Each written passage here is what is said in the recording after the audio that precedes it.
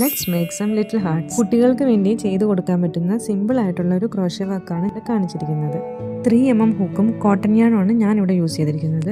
Acrylic yarn ആണെങ്കിലും കുഴപ്പമില്ല. ആദ്യമേ ഒരു മാജിക് സർക്കിൾ ഇടുക, ദെൻ 3 ചെയിൻ സ്റ്റിച്ചസ് ഇട്ട് കൊടുക്കുക. അതിനുശേഷം മാജിക് സർക്കിളിൻ്റെ അകത്ത് കൂടി 3 ട്രിപ്പിൾ ക്രോഷ്യ ചെയ്ത് കൊടുക്കുക.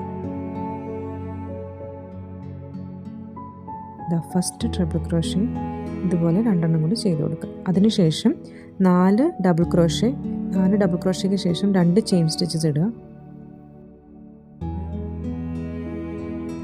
Then again 4 double crochet,